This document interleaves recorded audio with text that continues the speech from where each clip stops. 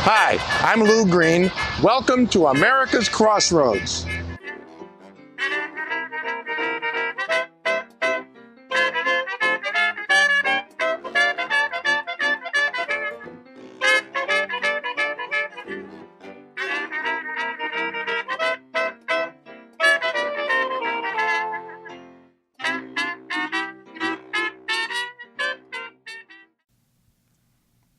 Hi, welcome to America's Crossroads. Tonight we're going to go down the road from our office and visit the Six-Ten Brewing Company, a craft beer establishment. But once again, the heavy thumb of government is on them. And yes, you can get a 1-quart growler and take it home, or a 1-gallon growler and take it home. A growler is a portable jug in order to take beer home with you. But you cannot take a half-gallon jug. Are we nuts or what? Maybe this past election will wake up some people in Tallahassee and they'll come to their senses and let these people do business as normal. So let's go talk to the folks at the Six-Ten Brewing Company in Tampa.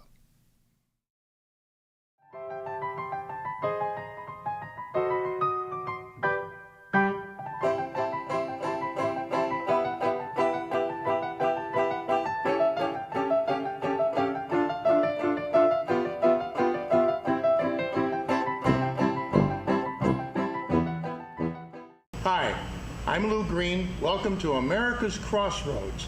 Today we're at the 610 Craft Brewery in Tampa, Florida on Benjamin Road. And I'm with Chris Johnson, the owner and brewmaster. And Sharon Calvert is here from Ion Tampa Bay. And Sharon's here to help discuss this brouhaha going on in Tallahassee. Everything's regulated because it's alcohol. You have to go through quite a bit of background checks. You have to have a lot of paperwork filled out. The TTB, between the TTB and the state boards, you have to do a lot of paperwork. Already. And just to get open. Yes. Just to get open, and again, this is small business.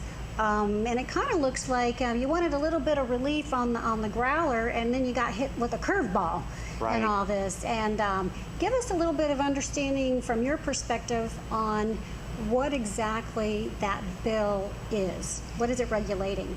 Basically, the bill started out as saying we would like to be able to fill a 64-ounce growler. Okay?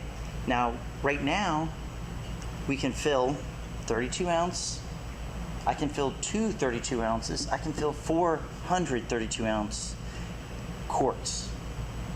I can fill 400 of these gallons, but I can't half fill any of them or anything like that. It has to be a gallon and a quart. So basically all the brewers wanted to do was say, hey, why don't we just allow a half gallon to like 47 other states? This isn't earth-shattering or groundbreaking. It's just a convenience item. Is this something where regulation gets in the way of itself? Well, I would say yes. All the special interests that have very deep pockets said, oh, well, let's take this request and throw in a whole bunch of other stuff that these little guys won't even be able to keep up with, much less fight, because we have the legislatures already in our pockets. Did the large brewing companies give a lot of campaign money to the legislators? Basically what it is all the large breweries are foreign companies. They're not even U.S. companies. So they have these distributors that are from the legacy. Anheuser-Busch, for example. You have Miller, you have Coors, and then you have all the bigger breweries had their own distributors. So now that they're sold to, the distilleries were sold off, or the breweries were sold off, and the distributors now are basically their mouthpieces in each state. So if you think about it, you have a brewery a large industrial brewery who also used to own the distributorship. Now there is a separation there, but technically those distributors do exactly what this one particular brewery, which is their number one sales and volume leader, does exactly what they tell them to do. So what are they afraid of? I'm not sure. I mean, They're afraid you might make a better beer? I think that's it. I mean, they make beer, we make beer. Yeah. All craft breweries only represent 8% of sales, and I mean they still have 92% of the sales. Yeah. So it's a growing industry in this state. The jobs are local. The profits are local. Any profits, I mean, at this rate, there won't be any profit in craft beer. So, there won't be, it just put a lid on everything, basically. It just clamped down on the emerging industry that the Tampa Bay area, from my understanding, is like a nexus. I mean, this is a place where the industry was growing, and that's what we want, a small business being the engine of our economy. And this is just, looks like it's waging a war on our small business. Well, if you look behind us here, you can see the investment that goes into making a craft brewery. You're not making the stuff in the kitchen sink. No. Yeah. It's a lot of money, and it's a lot of investment, and I think that's the part that, I mean, when we started this place, we felt that we had no barriers other than all the paperwork for entry. Now the barrier is, we're already open, and now the barrier is, we have all these limits on what we can sell and how we sell our products. A plane just went by with tourists coming into Tampa to go on the craft beer tour. Yes, absolutely. Which is a great idea. Yes. Yeah, and there's a bus. Yes, yeah. we have, there's there's like a brew bus, there's limousines that do tours for craft breweries. We want to be a part of the tourism trade. If you look at it's real dollars. There's a lot of interest in it. The products are good quality, and we employ people. Well, you guys are the innovators too. Unlike the major brewers who keep pushing Bud Light down your throat because they can, make people feel like they're connected to some big time sports thing or whatever. But you guys are the innovators with all different kinds of beers that people can experience. I guess we need to get some ads out there, get some girls in bikinis to sell our beer. I don't know. I don't know what it's going to take. But I mean, we are real people. We are part of the communities, and we don't appreciate what a very simple bill on a size, has morphed into. It's morphed into this larger than life, almost inhibiting trade. I mean, you wouldn't believe the craft beer, one of the largest areas of growth is export. Our beers are being exported around the world. So that's a testament in itself for quality, and people want to see what we're doing here. They're interested in it. It's just not in the state of Florida. But there's still, I guess the governor still has to sign that bill. Right. So maybe he'll do the right thing. We know his theme is it's working, and that's the theme of his reelection. Well, so we'd certainly like to say that it's working here in the craft brewery industry. Absolutely. I hope he does the right thing. Just think of it. One of these equals two of these. So this just shows the government nonsense that gets involved in some of this stuff. Yes. We hope this pushes forward in a positive way and that you win the day. I hope so too. And thanks, Chris, for coming up and being And- on America's Crossroads. And let us know, do you have a website? How can they find your place? Yes, we have a website, sixtenbrewing.com. We're also out there on Facebook, and we are out on Twitter as well. And we'll post those on the show here. So Great. Well, that's good. Well, And thank we- you very much. Oh, you're welcome. thank you, Sharon, for helping out with this discussion, because you know what's happening in Tallahassee. And it ain't pretty. That's for sure. Thank you, Chris. You're welcome. Thank you. Thank you very much. Oh, you're welcome. So Leslie, you're keeping up with what's going on around the country. What are you finding out? Well, we're trying to, And it seems that most other states are working to change the laws to actually promote and encourage growth in craft brewing, as they're finding it's a really growing industry. Unfortunately, Florida is one state that's doing quite the opposite and working to try to restrict the amount of growth that we can have, the amount of collaboration between breweries, and our growth throughout the state. Well, maybe we should take a lesson from some of these other states, right? I wish we would.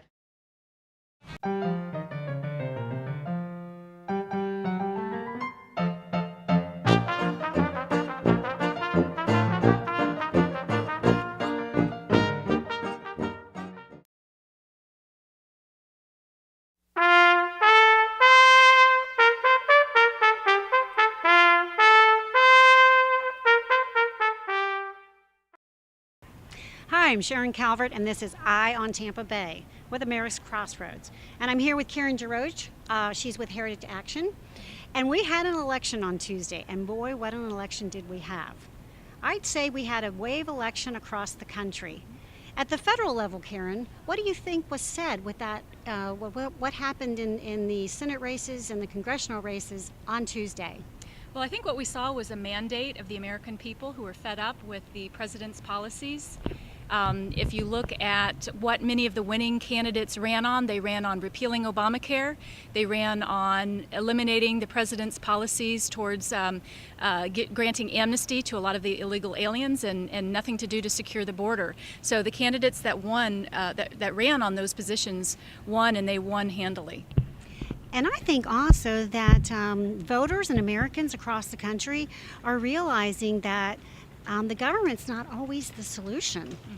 That we're seeing the failed policies and we don't have confidence in what they're doing because they're doing way too much. Mm-hmm. So at the state level, I'd say we had another wave election. Mm-hmm. We re-elected Governor Scott. We do have majorities, supermajorities now in our state legislature. And here in Hillsborough County, all the Republicans did win in their races. And we also had a local referendum just across the bridge called Greenlight Pinellas. And it went down in a whopping defeat, 68-32. And I think that sends a message on taxes. And in fact, in the Tampa Bay area, we had in Florida, we had actually 5 sales tax referendums that went down in flames. And so perhaps people are starting to realize that are our elected officials using what they have already wisely? Mm-hmm. Yeah, I think I agree. On all levels of government, we're seeing that occur. People are really wanting to be left alone from the central planners, whether it be from D.C., Tallahassee, or in our case locally here at City Hall and County Center. So I think the big question is going to be, especially at the federal level, is how will they govern? Because we have to hold them accountable now.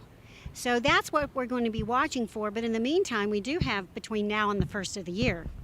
Yeah, and the thing to be watching out for in the short term is the fact that Harry Reid still controls the Senate, and there is a lame duck session, and it remains to be seen if they will decide to go home and celebrate the holiday season early, or if they're going to come back and pass things like the internet sales tax, or what we're really watching is if the leadership in the House is going to allow an omnibus spending bill, so allowing all these unelected, defeated politicians make decisions on long-term tax and policy items. So we really need to watch out for the omnibus, and the people need to keep having those conversations. And now that the election is over, celebrate, but then now it's time to turn towards accountability to stand to their principles that they campaigned on.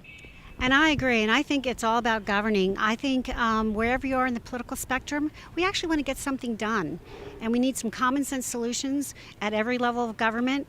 I'm hoping that the sales tax referendums that went down in defeat sends a message, a clear message to local governments that we need common sense, fiscally responsible policies. They can't just use the easy way out and continue to go to the taxpayers for the answers to all the problems. At the state level, we're looking forward to Governor Scott continuing to do what he does, create jobs. I mean, that is the top priority again going into this election. So let's keep working, let's keep working and create those jobs. And at the national level, we're going to watch that lame duck session. But next year, when that new session starts, we're going to make sure that we hold them accountable.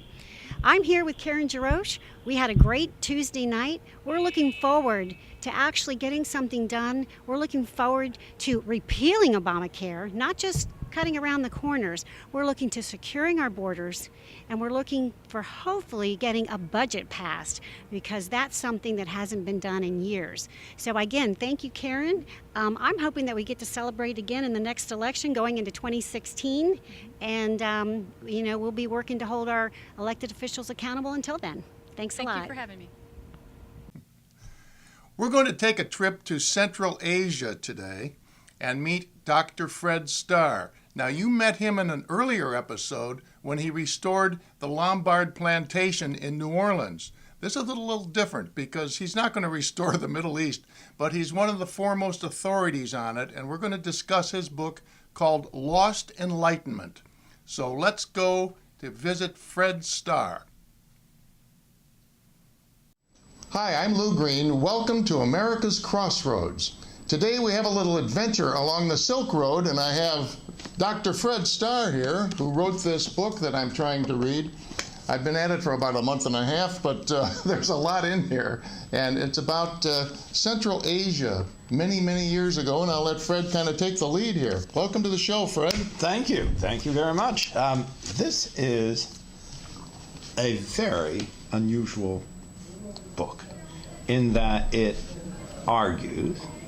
has a very simple argument, namely that for 500 years, a place that we think of as the backside of nowhere, Central Asia, Afghanistan, including Uzbekistan, Tajikistan, Turkmenistan, and so forth, that this region, which we've seen on the news nightly, and everyone, for example, in your viewership at CENTCOM has been examining with a microscope for the last 10 years. This region was once the center of the world.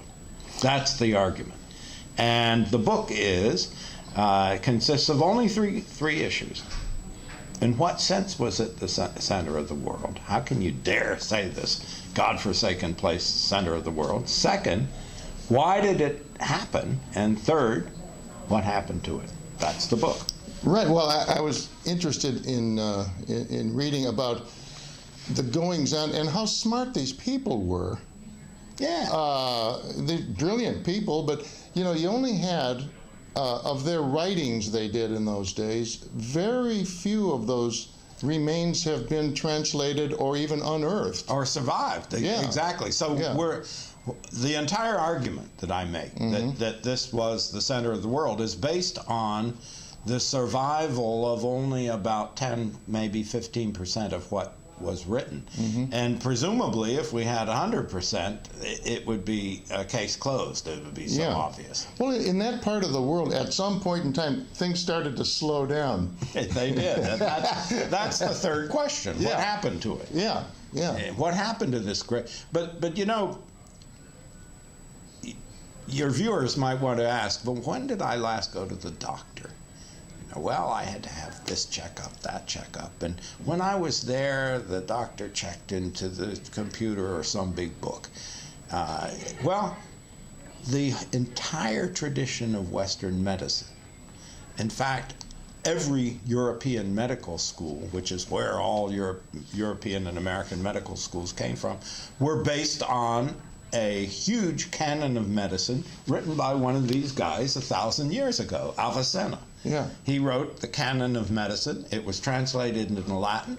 Every single Western hospital, or Middle Eastern, or for that matter, many in India as well, were based on this guy's research in medicine. So you had astronomers. You had mathematicians. Yeah. You had engineers. Engineers, technicians. I mean, crucible steel, they invented. Yeah. Not bad. And you mentioned astronomy. Well,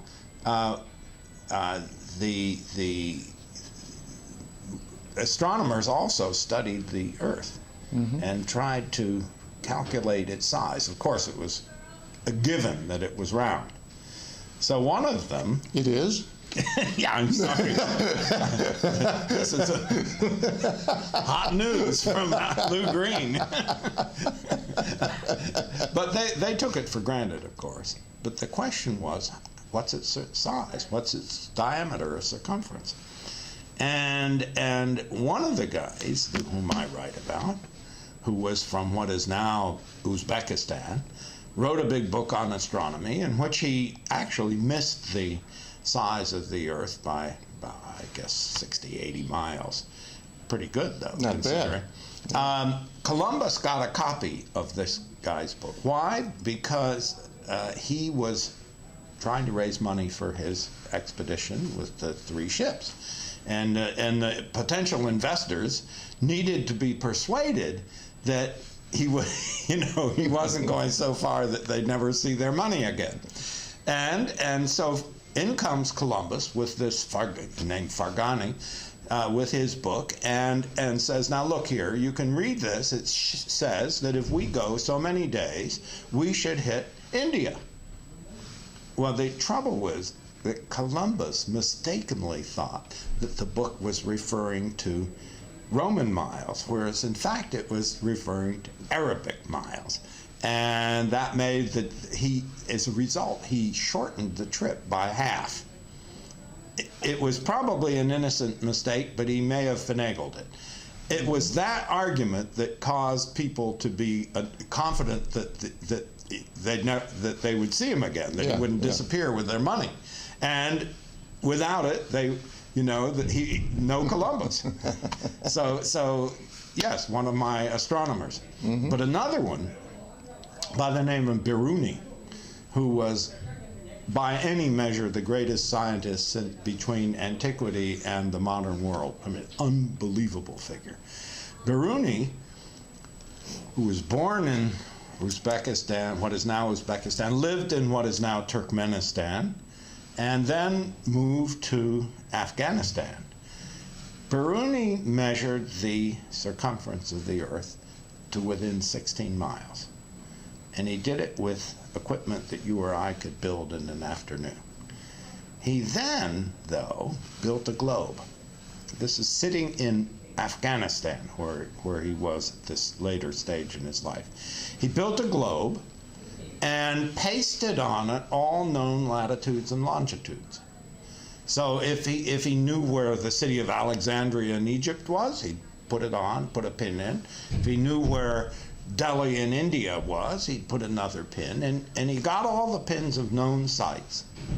And he'd been collecting these data for his entire life. So he then noticed, this is bizarre, he noticed that from the westernmost tip of Africa and Europe to the easternmost tip of China, Japan, that was only 2/5 of the world. So Biruni, sitting in godforsaken place in Afghanistan today, then it was a world capital, Ghazni, Biruni says, well, what's in the other 3/5? Very interesting guy. And proceeding logically, he said, well, we don't know. He said, we can assume, as people might, that there's nothing there. It's all water. He said, but how is it that we have land, Eurasia, in this 2/5 of the world, and water in 3/5? He said, we don't have a hypothesis that could explain why there's no land out there. Therefore, the only logical hypothesis is that there is at least 1 or 2 more continents out there in the middle of the ocean. So then he asked, well, now are these inhabited? Now he looked at the latitude, and he noticed that from the northernmost points they had evidence of, which included, Scandinavia, Russia, so on, to the southernmost point, somewhere in Africa, southern India, that this area is entirely inhabited. So he, again, proceeding logically, he said, if we are to assume that they are uninhabitable, they'd have to be north of the northernmost point or south of the southernmost point that we know of.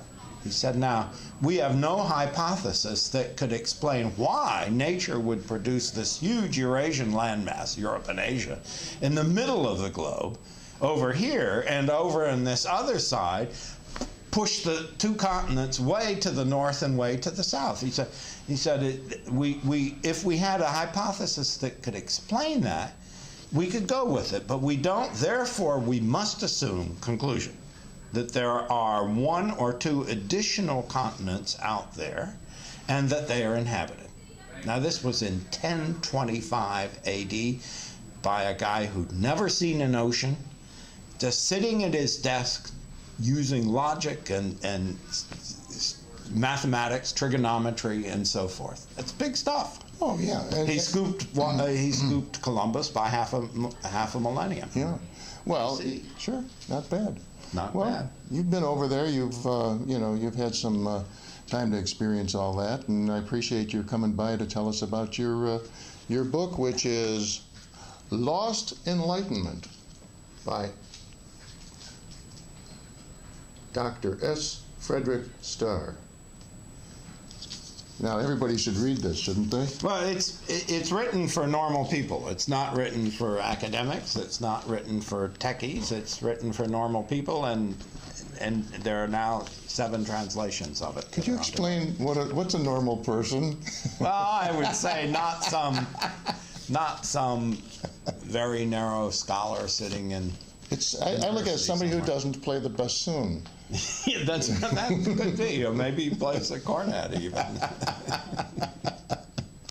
Well, thank you, Fred. Thanks for coming in. Thank you. And, we'll explore more of this. There you go.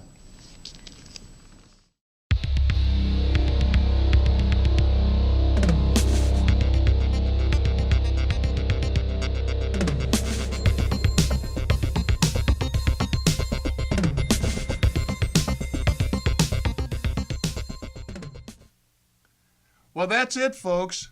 We hope you enjoyed the show, and we hope to see you again next week on America's Crossroads. In the meantime, I'm going to hit the road one more time. Bye-bye.